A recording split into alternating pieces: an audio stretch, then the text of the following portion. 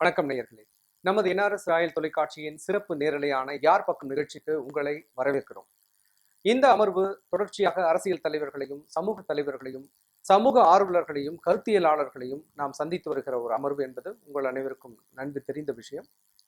இன்றைய அமர்வு எதை நோக்கி இருக்கிறது என்று நீங்கள் கேட்டால், வழக்கமாக நாம் செய்திகளில் பார்த்திருப்போம். அதாவது பொதுநல வழக்கு என்கிற அந்த வழக்கை இவர் தொடர்ந்திருக்கிறார், அவர் தொடர்ந்திருக்கிறார் என்ற ரீதியில் வழக்குகளை நாம் கேட்டிருப்போம் செய்திகளில். இந்த பொதுநல வழக்கு என்பது எந்த அடிப்படையில் போடப்படுகிறது, அதனுடைய நோக்கம் என்ன, அதனுடைய தேவை என்ன? வழக்குகள் என்பது ஒரு செய்திகளில் நாம் பார்ப்பதை தாண்டி உள்ளான காரியங்கள், அல்லது அதனுடைய உண்மைத்தன்மை, அல்லது அதனுடைய விளக்கம், அதனுடைய தேவை, இப்படி பல தளங்களில் நாம் பயணிக்க இருக்கிறோம். இந்த சிறப்பு அமர்வுக்கு, இந்த அருமையான ஒரு அமர்வுக்கு நம்முடைய 3 சிறப்பு அழைப்பாளர்கள், நிபுணத்துவம் வாய்ந்த 3 சிறப்பு அழைப்பாளர்களை நாம் அணுகியிருக்கிறோம். அவர்கள் நம்முடைய அழைப்பை ஏற்று நம்முடைய அரங்கத்திலே அமர்ந்திருக்கிறார்கள். அவர்களை உங்கள் சார்பிலும் நிலையத்தின் சார்பிலும் முதலாவது வரவேற்கிறோம். அதில் முதலாவது பொதுநல ஆர்வலர். இவர் சற்றேறக்குரிய எல்லா நாட்களிலும் தொலைக்காட்சி செய்திகளிலே வரக்கூடியவர், நமக்கெல்லாம் நன்கு அறிமுகமானவர். திரு டிராஃபிக் ராமசாமி அவர்களை நிலையத்தின் சார்பிலும் உங்கள் சார்பிலும் வரவேற்கிறோம். அடுத்ததாக வழக்குரைஞர் திரு அக்னீஸ்வரன், சென்னை உயர்நீதிமன்ற பிரபல வழக்குரைஞர், அவரையும் உங்கள் சார்பிலும் நிலையத்தின் சார்பிலும் வரவேற்கிறோம். அதற்கு அடுத்தபடி அறப்போர் இயக்கத்தினுடைய துணைத் தலைவர் திரு ஜாகிர் ஹுசேன் நம்மோடு இருக்கிறார். அவரையும் உங்கள் சார்பிலும் நிலையத்தின் சார்பிலும் வரவேற்கிறோம். வணக்கம் சார். வணக்கம். திரு டிராஃபிக் ராமசாமி, பொதுநல வழக்கு என்ற அந்த சொற்றொடர் செய்திகளில் நாங்கள் கேள்விப்பட்டிருக்கிறோம். சிறப்பாக நீங்கள் அதை மட்டுமே கையாள்வதால் அதனுடைய சிறப்பு என்ன என்று நீங்கள் கூறினால் மிகவும் நன்றாக. பொதுநல வழக்கு என்பது பொதுவாக மக்கள் பாதிக்கிற வகையிலே எந்த ஒரு அரசு அதிகாரிகளும் செயல்படவில்லை என்றால் அது பொதுநல வழக்காக கருதப்படும். குறிப்பாக அந்தந்த பகுதியிலே குடியிருக்க வேண்டும் என்ற ஒரு சொல்லுவது வழக்கம். ஆனால் அங்கு குடியிருக்க வேண்டும் என்ற அர்த்தமே இல்லை. ஆர்டிகல் 226 எந்த பொதுமக்களுக்காகவும் எந்த மனிதனும் ஒரு பொதுநலவுக்கு தொடரலாம். அந்த பொதுநலவுக்கு தொடர மனிதரே தானாக வாதாடலாம், வழக்கறிஞர் இல்லாமல்.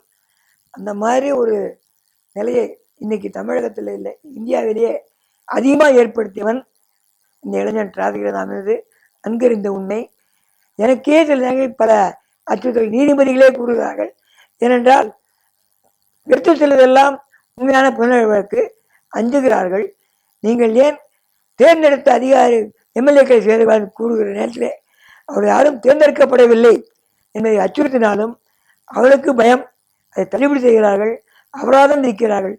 டிராஃபிக் ராமசாமிக்கே அபராதம் போட்டா நம்மளாம் போக முடியுமான்ற ஒரு அச்சத்தை உருவாக்குகின்ற நீதிமன்றங்கள் இன்னும் செயல்பட்டுக் கொண்டிருக்கின்றன.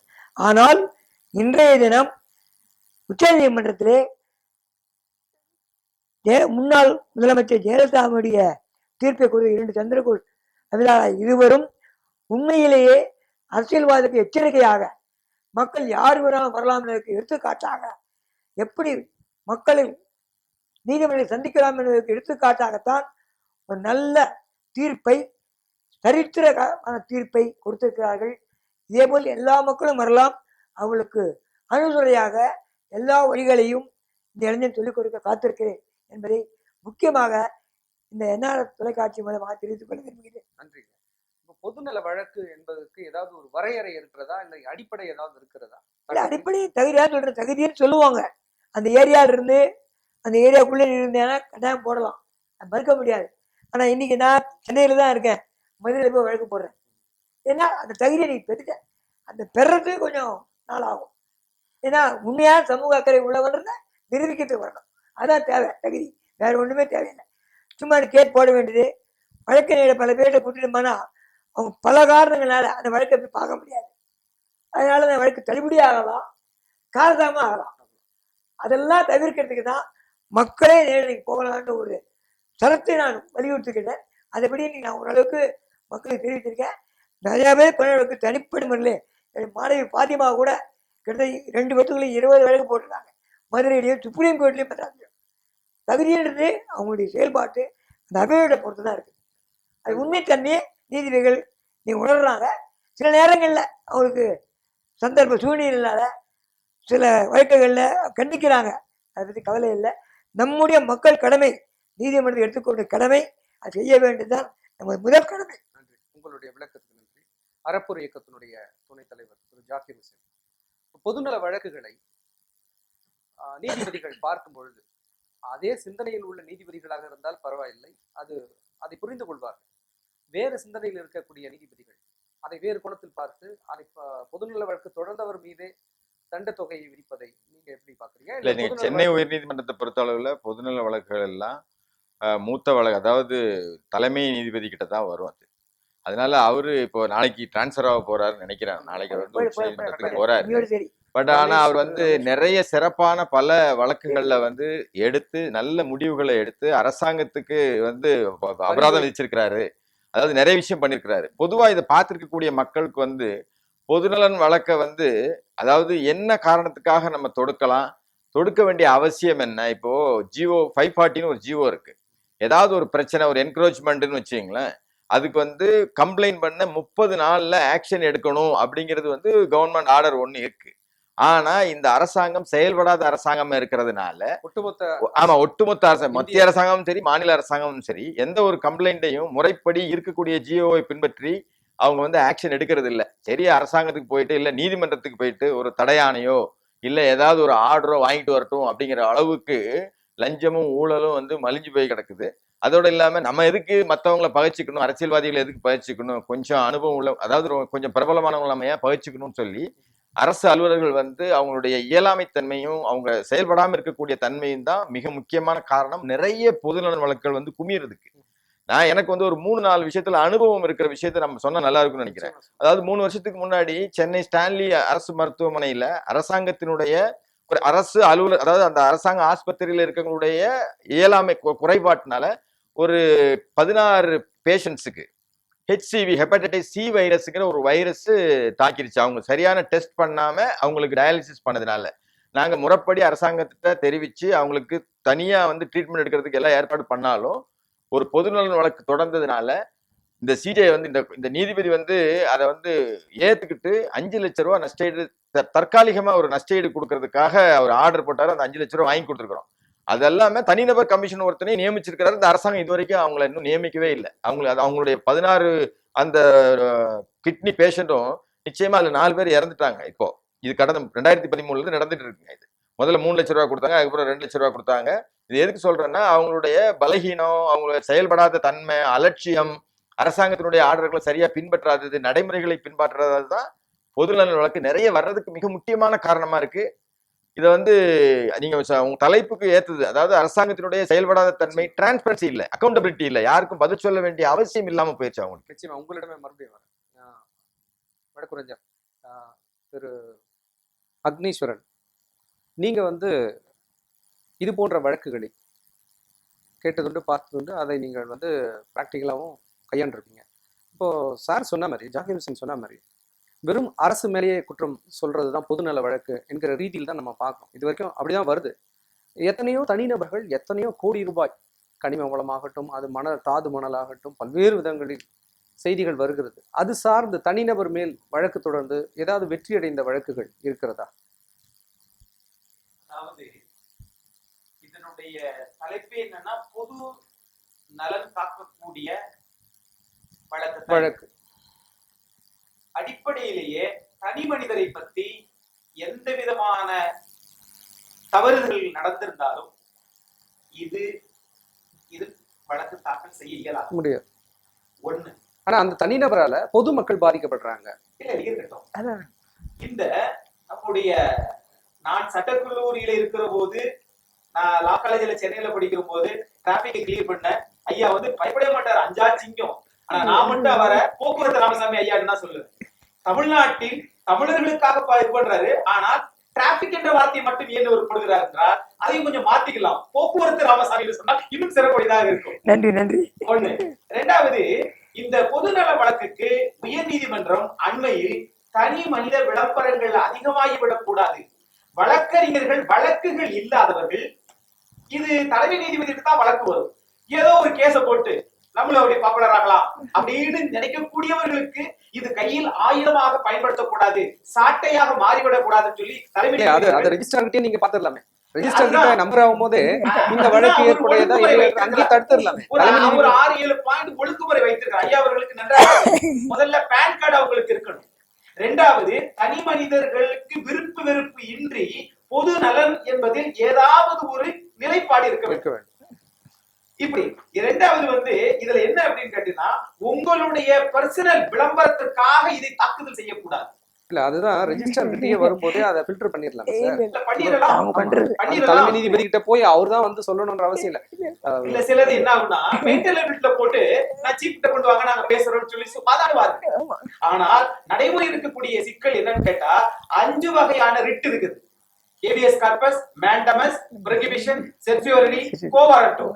ஆக இந்த 5 வகையான உறுதிக்கட்டளையும் என்னன்னு கேட்டீங்கன்னா அரசாங்கத்தை எதிர்த்து தான் தாக்கல் செய்யக்கூடிய ஒன்று. அதைத்தான் ஐயா சொன்னாங்க. ஆர்டிகல் 226ல நீங்க உச்ச நீதிமன்றத்தில் ஆர்டிகல் 32 போகலாம். ஆனால் இந்த 5ல எது அதிகமாக தாக்கல் செய்யப்படுகிறதுன்னு கேட்டீங்கன்னா மேண்டமஸ் தான். மேண்டமஸ்ங்கிறது என்ன? Du command or to pass an order என்று பொருள். கட்டளை இடுதல். அப்ப கட்டளை இடுதல் உயர் நீதிமன்றம் யாருக்கு கட்டளை இட வேண்டும்? எந்த ஒரு அரசு அதிகாரி அரசு இயந்திரத்தில் அமர்ந்து கொண்டு தன்னுடைய சுய லாபத்திற்காகவோ அல்லது மேலதிகாரியை திருப்தி செய்வதற்காகவோ தனி மனிதனுடைய உரிமைகள் பாதிக்கப்பட்டால் ஒவ்வொரு தனி மனிதர்களும் சேர்ந்ததுதான் ஒரு சமூகம், ஒரு பொது நலன். ஆகவே அந்த மாதிரி வழக்கத்தான் நிறைய வருது. மேண்டமஸ்ல தான் ஆர்டர் போடுறாங்க. இதற்கு வழிமுறைகள் இதுதான். அப்போ தனிநபர் சார்ந்த செய்திகள் எதையும் மையப்படுத்தி நம்ம போட முடியாது. அப்படி இல்ல தனிநபர்னு இல்ல. இல்ல அதை பரிசீலனை பண்ணி ஏற்றுக்கொள்ளவே மாட்டார். பொது பிரச்சனை இருந்தா மட்டுமே தான் அவர் ஏற்றுக்கொள்வார். முகாந்திரம் இருந்தாலோடி நம்ம அதை தொடர முடியாது. கண்டிப்பா. இது சார்ந்த தனி நீதிமன்றங்கள் ஏதாவது உண்டா? சொல்லுவாங்க.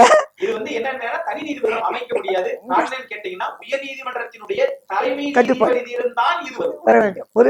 மாநிலத்திற்கு ஒரு தலைமை நீதிபதி தான் நியமிக்க முடியும். அப்ப 2 பேருக்கு வந்துடும். அதனால இது ஒரு முரண்பாட்டை ஏற்படுத்தும். இப்ப பொதுநல வழக்கு ஒரு பக்கம் இருக்கிறது, மனித உரிமை ஆணையம் இன்னொரு பக்கம் இருக்கிறது. இப்ப இரண்டுக்கும் செல்லுகிற நபர்கள் எதை முதலில் கையில் எடுப்பார்கள்?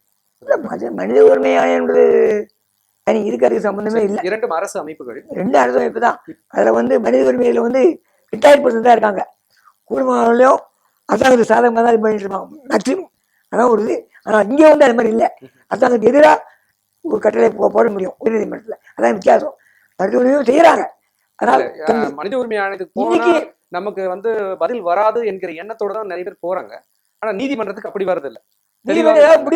இது ஏன் இந்த 2 அரசு அமைப்புகள் ஏன் இதுல அந்த தயக்கம் இருக்கிறது பொதுமக்களிடம்? நீங்க ஐயா சொன்ன மாதிரி மனித உரிமை ஆணையம் ரிட்டையர்ட் ஜட்ஜ். அது என்னன்னா அது நம்ம பாக்குற பார்வைதான் வேறு. இங்க ஆக்டிங் தலைமை நீதிபதி ஒரு ஆர்டர் போட்டா அனைத்து துறைகளும் கண்டிப்பாக சட்டம் பண்ணும். ஒண்ணு இல்ல, சிம்பிள் விஷயம். இந்த விவசாய நிலங்களை வீட்டு நிலைகளாக மாற்றக்கூடாது.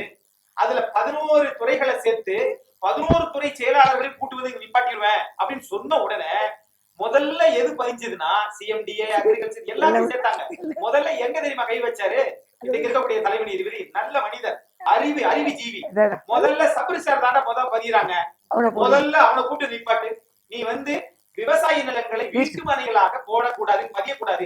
சேல் வீடோ செட்டில்மெண்ட் வீடோ எந்த இதுவா இருந்தாலும் சரி பண்ணக்கூடாது. ஏற்கனவே அது சட்டம் நடைமுறையில இருந்து கூட அதை ஓவர்லுக் பண்ணி தான் பண்ணிக்கிட்டாங்க.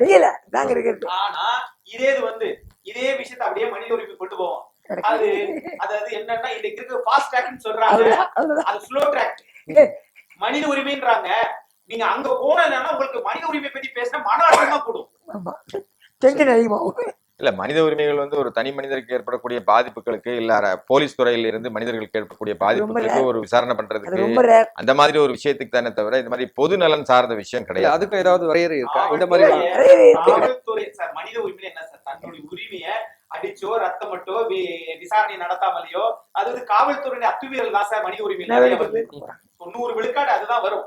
அப்போ அந்த காவல்துறையை தீர்மானிக்கக்கூடிய நீதியை சொல்லக்கூடிய இடத்திற்கு வரக்கூடியவர்கள் கிரிக்கெட் ஜட்ஜ் போடலாமா?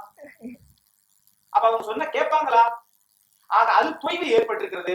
அதுவும் அதே ஒரே பேரலல் ட்ராக்ல தான் பயணிக்கணும். நல்ல ஆக்டிங் ஜட்ஜஸ் போடணும், பிரதிபடுத்தணும். தமிழ்நாட்டுல இந்தியாவுல நீங்க எங்க இருந்தாலும் சரி, காவல்துறையை அப்படியே தடவி கொடுத்து வேலை பார்க்க போக்குத்தான் இந்தியாவில் இருக்கிறதை ஒழிய, அதனால்தான் இந்த வேண்டாமஸ் சொல்லக்கூடிய பில்லும் நிறைய வருது.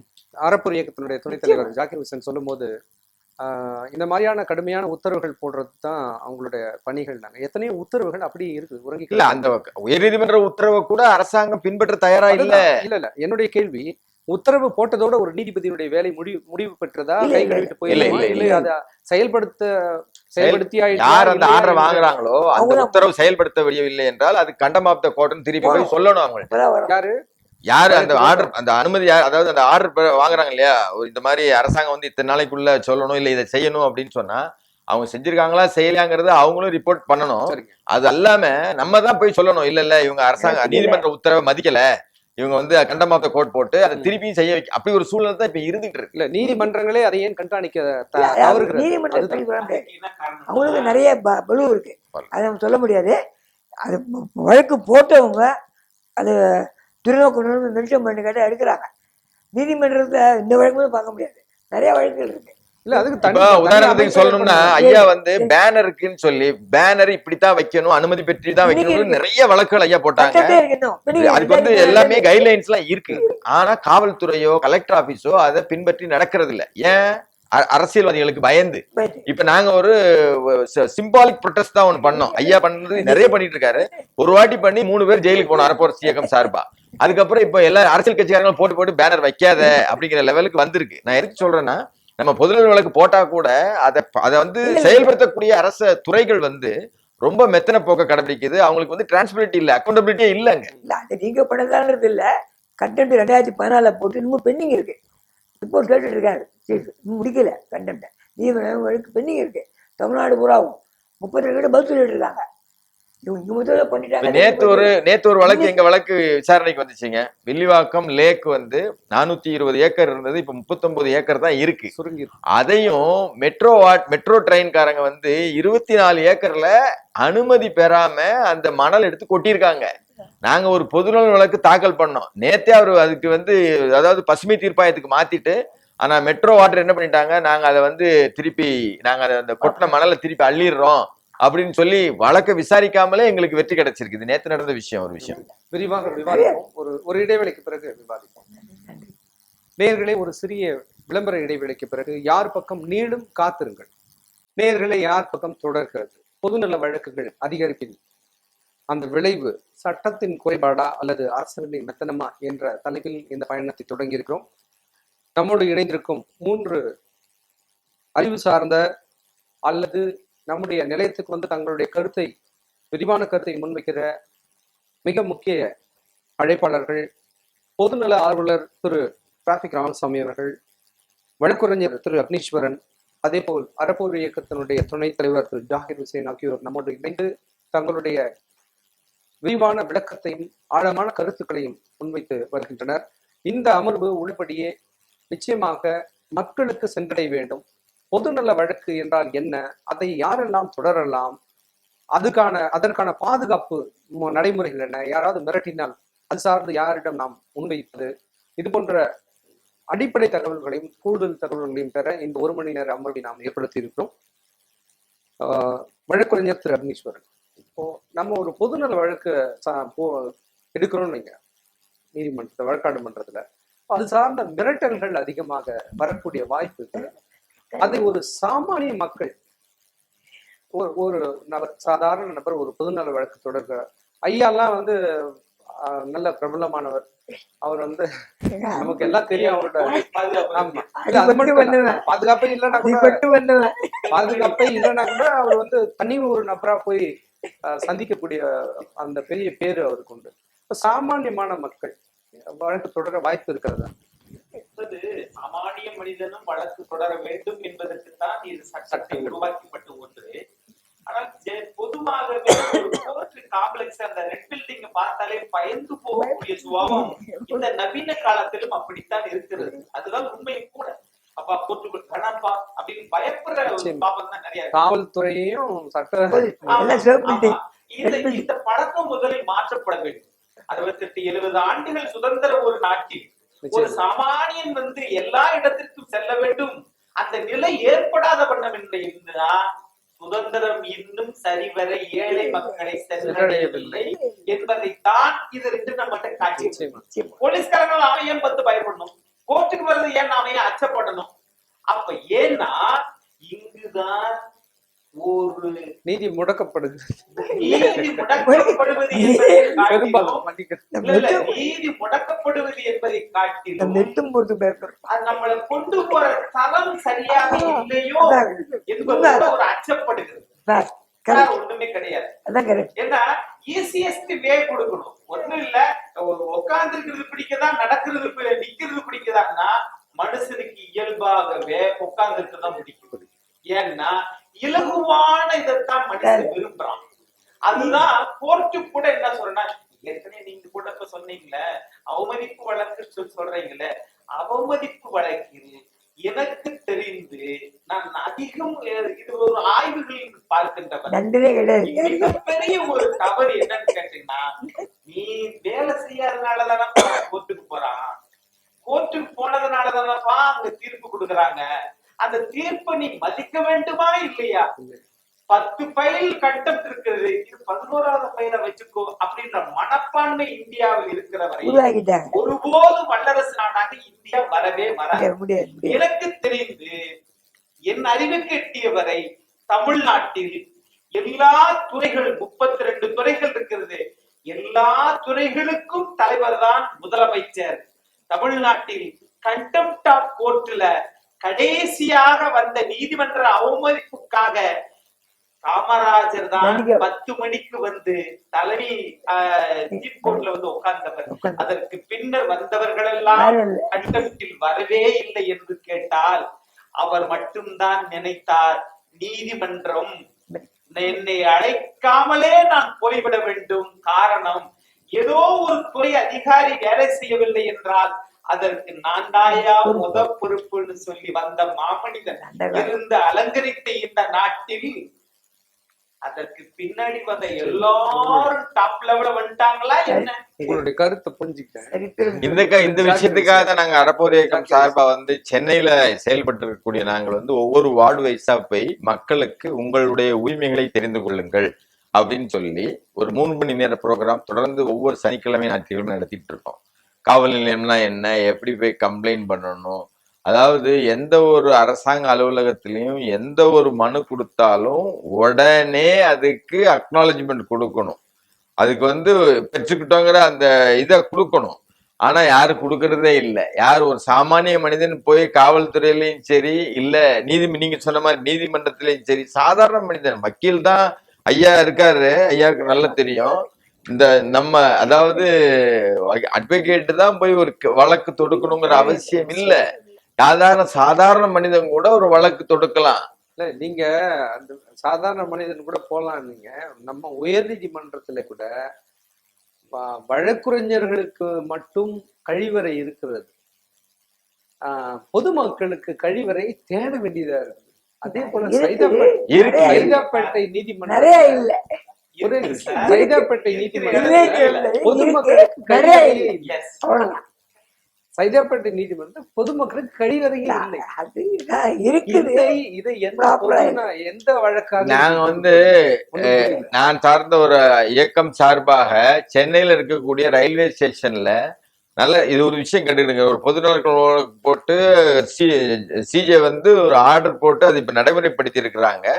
எல்லா சென்னையில் இருக்கக்கூடிய எல்லா ரயில்வே ஸ்டேஷன்லயும் தண்ணி இல்ல, கழிவறை இல்ல, சிறுநீர் கழிக்கக்கூடிய இடம் இல்லைன்னு சொல்லி போட்டு ஒரு வழக்கு போட்டு அதுல ஜெயிச்சிருக்கோம். அவர் வந்து அதாவது சொல்ல வரேன்னா அவங்க எதுவுமே இல்லை, ஆனா அதுக்கு வந்து தண்ணி வாங்கியிருக்கிறாங்க, அதை சுத்தம் பண்றதுக்கு காசு செலவு பண்ணிருக்கிறாங்க. இது பொதுநல வழக்கு போட போய் தான் இந்த விவரம் எல்லாம் தெரியுது. எல்லா ரயில்வே ஸ்டேஷன்லயும் கழிவறை, அதாவது கழிவறை அதை கக்கூஸ் பாத்ரூம் கிளீன் பண்றதுக்கு அதுக்கு கிளீன் பண்ற ஜாமான் எல்லாம் வாங்கியிருக்காங்க, அதுக்கு சம்பளம் கொடுத்துருக்காங்க. அங்க அது யூஸ் பண்றதே கிடையாது, பூட்டி கிடக்கு, தண்ணியே இருக்காது. இதெல்லாம் பொதுநலன் வழக்கு போட போய் தான் தெரியுது. இதைத்தான் நாங்க நோ யுவர் ரைட்ஸ், உங்களுடைய உரிமைகளை தெரிந்து கொள்ளுங்கள் சொல்லி ஒவ்வொரு வார்டா பண்ணிட்டு இருக்கோம். உரிமைகள் மட்டும் தெரிஞ்சுக்கிட்ட மட்டுமே செயல்படுமா தைரியம் அப்படின்னு வரணும்.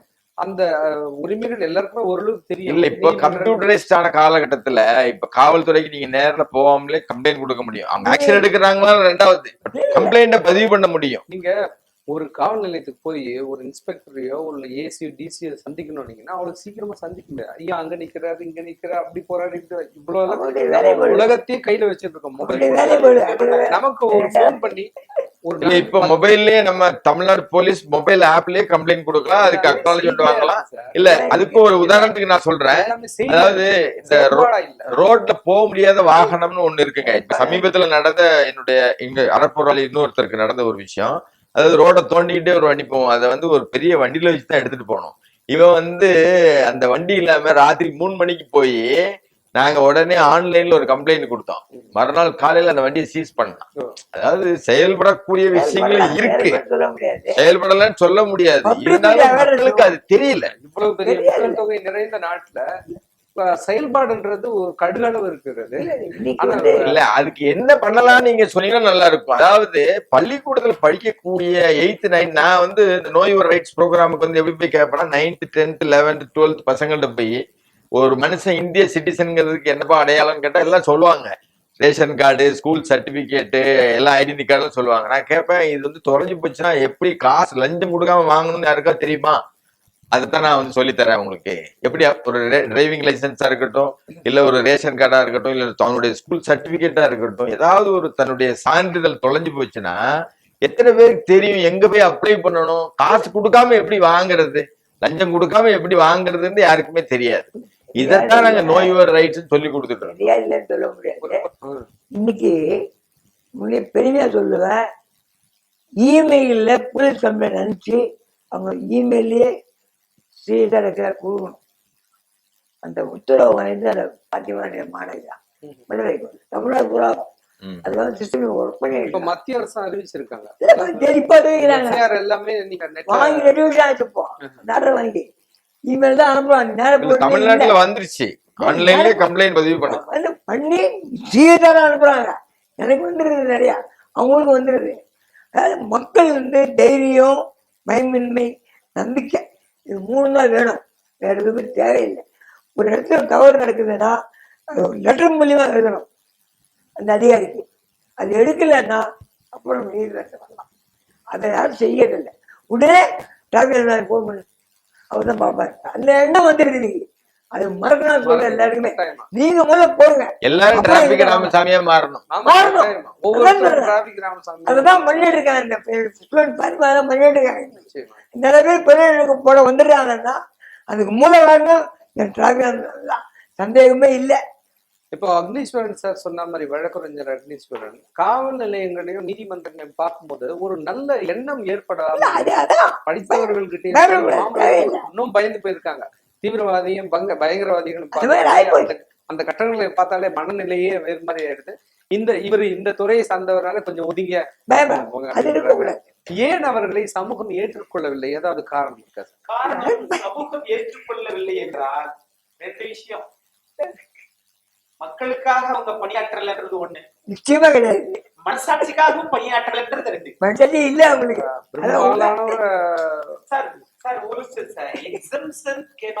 எல்லாரையும் அப்படி நம்ம சொல்லிட முடியாது. நியாயமா நடக்கிறது 70 ஆண்டு கால இந்தியாவில் ஏதோ ஒரு மரம் வைத்து விட்டு 1 கோடி மரம் வைத்து விட்டேன் என்று சொன்னால் அது சாத்தியப்படுமா? 130 கோடி பேர் இருக்கிறீர்கள், அதுக்கு நீங்க எவ்வளவு விரைவாக பணியாற்ற வேண்டும். இது ஒண்ணு. தனி ஒரு மனிதன் தெரிந்து விட்டால் சிறைச்சாலைகள் தேவையில்லைன்னா, ஏன்னா அது கூட கண்டெம்ட் வந்துடக்கூடாது, நீதிமன்றங்கள் தேவையில்லைன்னு சொல்றாங்க, சிறைச்சாலைகள் தேவைப்படாது அப்படின்னு சொன்னா ஒருத்தரோட குறைங்க அப்படின்றது நம்முடைய இது. இன்னொன்னு பொது இடங்கள்ல கழிப்பறைகள் இல்ல அப்படின்னு சொன்னீங்க பாத்தீங்களா? பொது இடங்கள்ல நீதிமன்றங்கள் நீதிமன்றமே இல்ல. எங்கேயுமே இல்ல. இல்லைன்றது பொது இடத்துல எங்கேயுமே கம்மியா இல்ல. தான். பொது இடத்திலேயே வேணும். காங்கிரஸ் அமைச்சர் ஆனா கணக்கு காட்டுறாங்க இல்ல. காங்கிரஸ் அமைச்சரே ஆமா. சொன்னாரு கோயில் கட்டாதீங்க, வெளில போடுறாங்க. நீங்க வந்து கழிவறையை கட்டுங்க, எவ்வளவு கோயில் கேள்வி கட்டாதீங்க அப்படின்னு சொன்னது அவர் சொன்னாரு. யாரு? மத்திய அமைச்சரே சொன்னார். இதை நான் சொல்லல. ஆனா அது நீதிமன்றங்களிலேயே இல்லை என்பதுதான் மிக வருந்தத்தக்க செய்தி. எதுவும் இல்லைன்னா நீதிமன்றங்களுக்கு போலாம். நீதிமன்றத்திலேயே அது இல்லைன்னா சிவாஜி கணேசன் வசனம் கடல்லே வச்சு அரசியல்வாதியுடைய இதுதான் எல்லாமே. அதிகாரிகளும் அரசியல்வாதி கொள்ளை ஹோட்டலுக்கு போறீங்க அல்லது இப்போ தியேட்டருக்கு ஒவ்வொரு போறீங்க. நீதிமன்றத்துக்கும் ஒவ்வொரு நீதிபதி இருக்காங்க பராமரிப்புக்குன்னு சொல்லிட்டு. கூடுதல் பணி அது. இதை கூட அவர்கள் கவனிக்கலன்னா இல்ல, நிர்வாகம் அவர்கள் கவனிக்கன்னு சொல்ல முடியாது. இது, அதுக்கப்புறம் தான் ஜுடிஷியல் இது எல்லாமே வருது. இல்ல, ரெண்டு விஷயம் என்னன்னா, ஒரு ஹோட்டலுக்கோ அல்லது திரைப்படத்துக்கு எங்கேயோ போறீங்கன்னா செக் பண்றேன். ஒரு விஷயத்தை நீங்க பாருங்க. என்ன நம்ம சுதந்திர நாட்டுல வாழ்றோம்னு நம்ம வெளியில பெருமையா பேசிட்டு இருக்கோம். உங்கள் பொருளுக்கு நீங்களே பாதுகாப்பு. பாத்துக்க நான் என்ன கேக்குறேன், பிறகு எதுக்குப்பா நீ காசு வாங்குற? இல்ல, ஒரு ஒரு ஒரு சிறுநீர் கழிப்பதற்கு ஒரு பெண்கள் எங்கேயோ டிராவல் பண்றாங்க அல்லது ஹோட்டலுக்கு போறாங்க, அதுல வந்து ஒரு கழிவறையே இல்ல, நீதிமன்றத்துக்கு வராங்க. நீதிமன்றம் வந்த உடனே ஓகே ரைட் இதெல்லாம் சபரிசாலை போங்கன்றிருக்கு. நீ 4 மணி நேரம் 8 மணி நேரம் நிக்க வைக்கிறீங்க. பெண்கள் என்ன செய்வார்கள்? அதை பற்றி யாரும் உற்று நோக்கவில்லை. உட்கார வைக்க கூட இடம் இல்ல. அப்புறம் பெரும்பாலான நீதிமன்றத்துல உட்கார்ந்து கூட இடம் கிடையாது. குற்றவாளியாவது அவங்க ஆக்கிடுறாங்க. முதல்ல பெரிய விஷயத்தை பெரிய நீதிமன்றத்தெல்லாம் வந்து கொஞ்சம் அகலப்படுத்தி இன்னைக்கு இன்னும் என்ன சொல்றேன், நீதிபதி வந்து ஒரு இடத்துல பெரிய மக்கள் ரொம்ப கேப்பாவும் வைக்கிறதே தப்பு. அவர்களுக்கு மிகப்பெரிய ஒரு தொய்வை ஏற்படுது. நிச்சயமா இல்ல நீதி மாற்ற வேண்டும். அதாவது அந்நியர்களாவே மாத்திடுறாங்க. இது வெள்ளக்காரன் காலத்து system. இல்ல அந்நியர்கள் இல்ல அடிமைகளா தான் இப்ப பாதுகாப்பட்டிருக்காங்க. இப்போ அதாவது 1800ல வந்த ஐபிசி வச்சுதான் இன்னும் ஓட்டிட்டு இருக்கோம். தேவையில்லை. ஆனா கட்டமைப்பை மாற்றம் ஆனா இல்ல உட்கார்ந்து பேசுறது இல்லாத சட்டங்கள் எல்லாம் இன்னைக்கு நிறைய முன்னேறி மாறும், இருக்குது. மாறும், மாறும். அதை நாம் ஒருபோதும் ஏற்றுக்கொள்வதில்லை. சிம்பிள் விஷயம் சார். படிச்சவங்க ஆட்சியாளராகவும் அதிகாரிகளாகவும் வரணும் சார். அப்படி வர வேணும் அப்படின்னா அவங்க மனசாட்சி பண்ணி வேலை பார்க்கணும் சார். அதவே கொண்டு வர மாட்டேங்கிறீங்களே. சட்டத்திருத்த வரணும். படிச்சவன் சூதும் வாதும் செய்தால் போவான் ஐயோ என்று போவான். இந்த நாட்டில் அதிகார பலத்தில் இருக்கிறவர்கள் தான் அத்துணை தவறுகளையும் செய்கிறார்கள். அதை தட்டி கேட்பதற்குத்தான் மக்களுக்கு தைரியம் வரல. அது போனால்தான் நம்மளுடைய இல்ல டிராபிக் ராமசாமி ஐயா என்னென்ன விஷயத்துக்கெல்லாம் பொதுநல வழக்கு போட்டாரு, ஏன் அதை போட வச்சாரு, அதாவது ஏன் அதுக்கு போடணும்னு அவருக்கு என்ன வந்துச்சு நல்லா தெரிஞ்சு. அதாவது இவரு பெரிய ஒரு ரோல் மாடல். எதுக்கெல்லாம் ஒரு பொதுநல வழக்கு போட்டுக்கிற ஒரு பட்டியல் போட்டு பாருங்க. அதை கட்டுக்கணக்கில் வச்சிருக்கிறார். இதை பத்தி இல்ல நீங்க இல்ல ஜெயலலிதாவுடைய இதை பத்தி முதல் நான் வழக்கு தொடுத்தேன். அப்ப என்ன சொன்னா இல்ல பாட்டுல இல்ல விளம்பரத்துல போடுன்னு சொல்லி இது பண்ணாரு. இன்னைக்கு அப்படி வேற என்னாச்சு பாத்தீங்கல்ல. இப்போ நீங்க ஆகி போச்சு. இப்ப உணர்றா நீதிபதி என்ன பேசணும். அன்னைக்கு போட்டு ஆர்டர் போட்டுனால நீங்க நடந்திருக்காரு. ட்ரீட்மெண்ட் இருந்திருக்கும். நீங்க ஹாஸ்பிட்டல் என்ன சொல்றான், பேஷண்ட் ரெடி ஆயிட்டாங்க, அவங்க இஷ்டம் வீட்டு போறான். லாச்சா எடுக்கல. அதான் கேட்டேன். ஐயா இப்ப பொழைச்சிருந்தா ஜெயிலுக்கு போயிருப்பாங்க. இல்ல சொல்றேன். அதுதான் விஷயம். அதுதான் போவார்ல விரும்பல.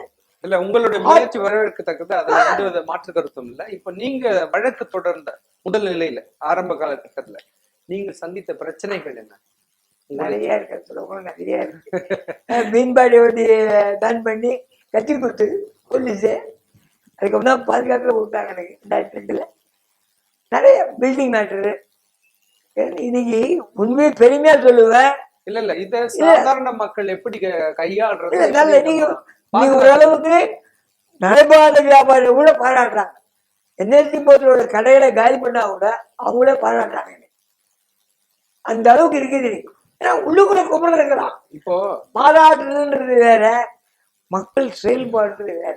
அது இல்ல அரசியல்வாதிகிட்ட. இப்ப நீங்க சந்திக்கிறீங்க எதிர்ப்புகள் எல்லாம். இப்ப எங்களை மாதிரி ஆட்கள் வந்து எப்படி சந்திக்கிறது? அதாவது சந்திக்கலாம். நான் எப்படி சந்திச்சேன்?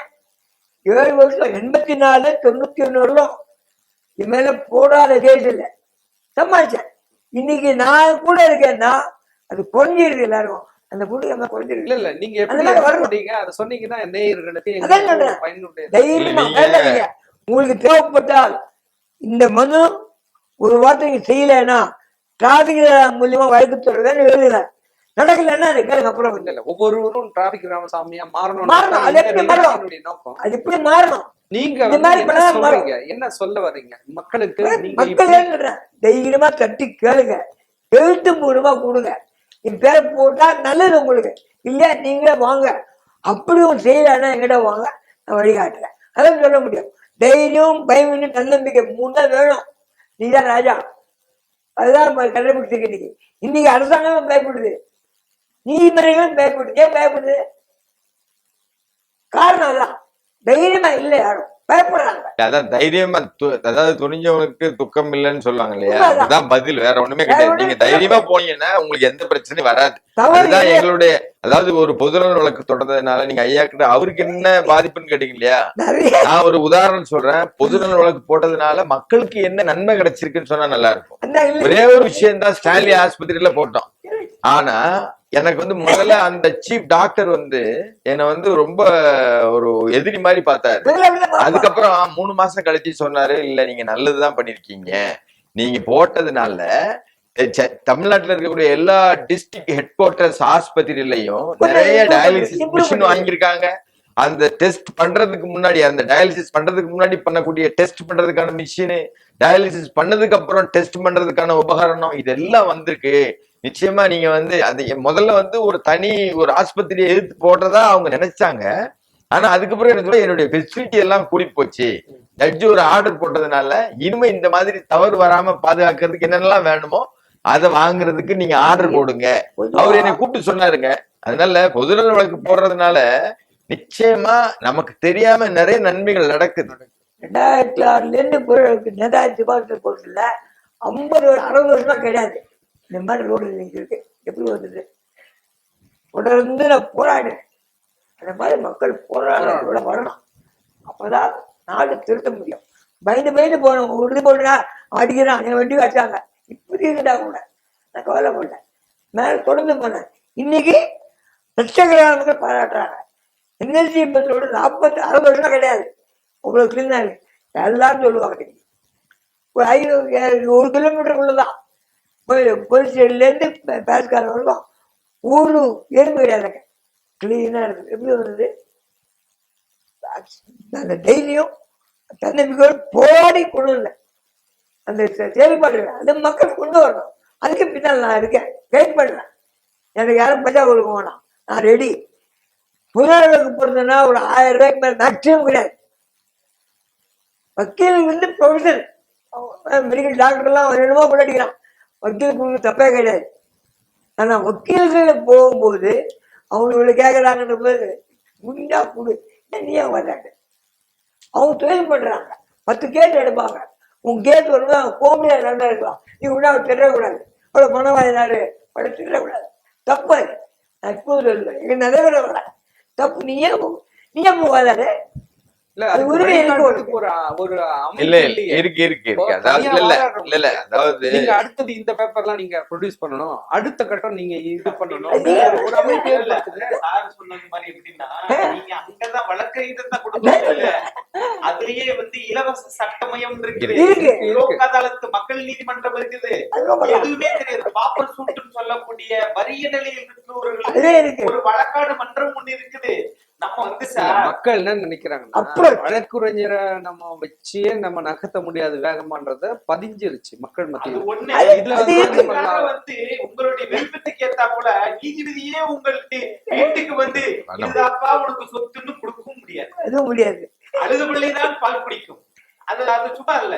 நீங்க நீதி அடையணும்னா ஐயாவுக்கு வந்து 70 வயசு 80 வயசு போராடிட்டு இருக்கிறாருன்னா 25 வயசுக்காரனுக்கு கேளுங்க, என்ன பண்ணலாம்.